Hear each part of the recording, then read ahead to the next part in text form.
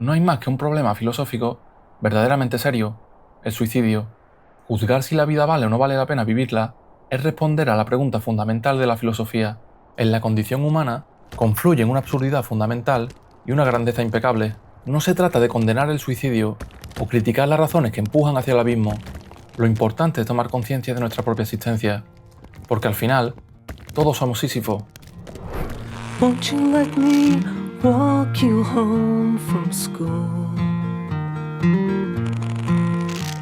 Elliot Smith nació el 6 de agosto de 1969, escasas semanas después de la llegada del hombre a la luna y del mítico festival de Woodstock, pero su infancia no fue tan acorde a los eufóricos tiempos que se vivían. Sus padres se separaron cuando todavía era pequeño, y la nueva pareja de su madre abusaba de ambos. La música se dibujó como su único refugio. And I'll take you.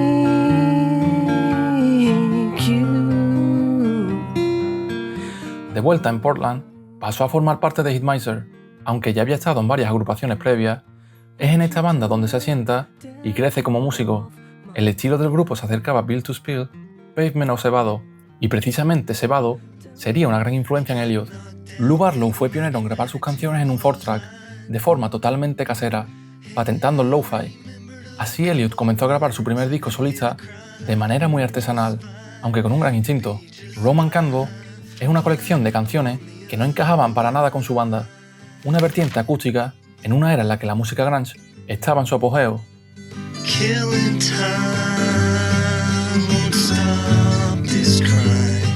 Desde su debut, ya se aprecia el gusto por melodías hechizantes y su talento para escribir sobre temas sombríos, alienación, violencia interna o pensamientos oscuros serán una constante en su carrera.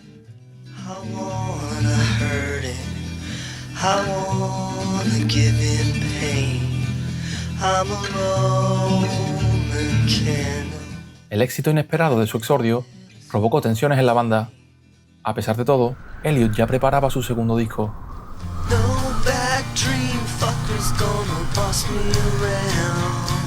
Este álbum encierra confesiones sobre su adicción en clave poética, un vuelo directo y sin retorno por la geografía del alma.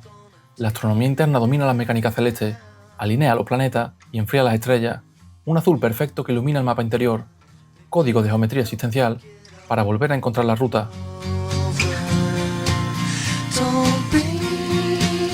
En el 96, abandona definitivamente Hitmiser y se centra en su carrera solista.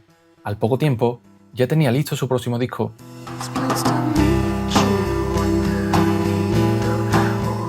El título apela a una obra de Kierkegaard, en la que el autor danés diserta sobre la vida estética, el placer por encima de todo y la vida ética, por un bien mayor. Elliot compone poesía en movimiento como emancipación de la esclavitud mental y se declara prisionero de un placer pasajero. Entre caídas y recaídas, desata un periplo cíclico y un milagro lírico contra las fuerzas oscuras.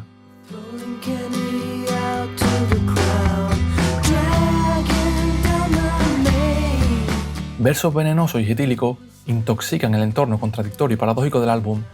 Un escenario idílico y ambiguo, repleto de conflictos internos. La dualidad del título se extrapola también a la portada. Elliot frente a un espejo, su ego y la sombra de su identidad. Fue un álbum de despedida y de introducción al mismo tiempo. Fue su último disco con Kill Rockstars y su primer disco como solista tras Hitmiser. También fue el último álbum concebido en Portland, antes de que se mudase a Nueva York y luego a Los Ángeles. El director Gus Van Sant, que también vivía en Portland, quedó impresionado con el álbum e incluyó varios temas en su película Good Will Hunting.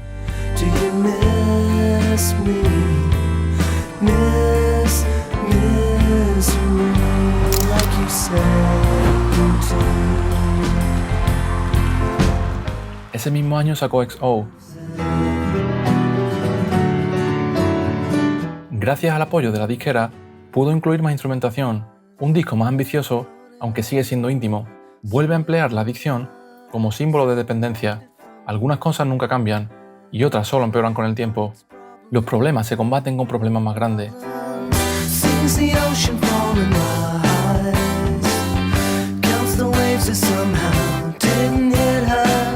XO vendió 500.000 de copias, convirtiéndose en el trabajo mejor acogido de su carrera. Pasó de trabajar con discográficas independientes en Portland a firmar con DreamWorks en California. Because the world is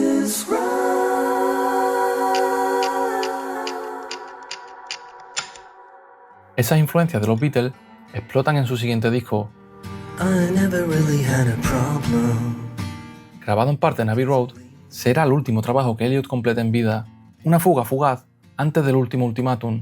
But everything reminds me of her this evening. Durante la gira del álbum, Smith se enganchó a la heroína. Apenas comía y dormía de manera irregular, sumiéndose en una profunda depresión, alimentada por sustancias ilícitas y sus tendencias suicidas.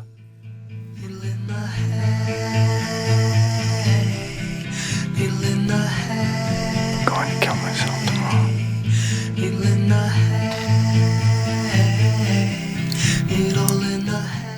Su apariencia deterioró rápidamente y sus actuaciones en vivo se revelaron infructuosas, una mala racha que duró hasta el 2003, cuando dejó el alcohol y comenzó a trabajar en nueva música, pero todo se truncaría súbitamente en octubre de ese año.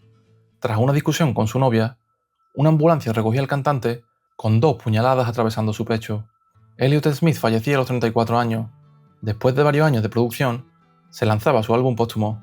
Cerca del primer aniversario de su muerte, este lanzamiento cerraba su discografía en vida. Su legado es un atisbo hacia la personalidad compleja de Elliot. La privacidad de la composición impide saber a qué se refería exactamente, pero si algo queda claro, era que Elliot quería alejarse de la imagen de artista triste. No era solo un chico depresivo, era un artista humano que se equivoca, confiesa y es consciente de sus acciones. Rechazaba la fama y cómo la prensa lo retrataba, enlazándolo a la escena grunge. Es cierto que hay similitudes, pero Elliot abarca esa temática desde una óptica más filosófica, con un ojo crítico hacia él mismo y el mundo que transmitía con una dulzura única. Sus letras ambiguas de una gran profundidad admiten varias lecturas posibles a la vez, donde se atisba un optimismo sombrío, de alguien que ha visto el abismo y se acerca al nihilismo, pero aún así sigue adelante. Elliot estaba constantemente creando, incluso en sus horas más bajas. Ese es el mayor mensaje de sus canciones. El mero hecho de convertir sus sentimientos en canciones habla de la personalidad de Elliot, de no rendirse y de encontrar una forma de ser sincero consigo mismo. Sincero emocionalmente, el arte llenaba ese vacío existencial. Entre locura y cordura, desataba una batalla contra él mismo cada día. El dilema moral de vivir auténticamente entre los límites de decisiones existenciales. Preguntarse por el sentido de la vida es tan necesario como ridículo. Lleva a un callejón sin salida. Todas las civilizaciones han intentado hallar la respuesta definitiva y satisfactoria, cuando probablemente ni tan siquiera exista una razón. El propio Elliot estudió filosofía, quizás para entender mejor lo que nos rodea, este caos ingobernable. Hay algo que todas las religiones comparten, la fe. Nos ayudan a seguir adelante, porque al final, vivir es lo único que podemos hacer. El mundo es una ilusión, lo único que existe está en la mente, y lo único que se puede controlar es la mente. Como decía Ortega y Gasset, las ideas se tienen, en las creencias se está. Desde la enfermedad mortal de Kierkegaard, el gran grito de Zaratustra, a la náusea de Sartre, para Kierkegaard, la vida se vive hacia adelante, pero solo se entiende hacia atrás. Nietzsche dice que el sentido no se descubre, se crea. Convertir el caos en algo propio y amar el destino. Para Heidegger, la única realidad es la inquietud en todos los seres. El mundo no puede ofrecer ya nada al hombre angustiado. La náusea sartriana descomponía el orden lógico de esta realidad. Camus proponía aceptar el absurdo y rebelarse contra el sinsentido del universo. Lejos de religiones y creencias, Elliot vive a día de hoy en cada una de sus canciones la vida eterna tras la muerte corporal, entrando en la eternidad que no reside fuera del tiempo, sino en lo más hondo de él. Ante la indiferencia del universo, encontró en la música la única forma de trascendencia, aquello que aportaba significado a su existencia. El sentido de la vida es simplemente ser en todos los sentidos, a pesar de las adversidades. El esfuerzo mismo para llegar a la cima basta para llenar el corazón de un hombre. Hay que imaginarse a Sísifo dichoso.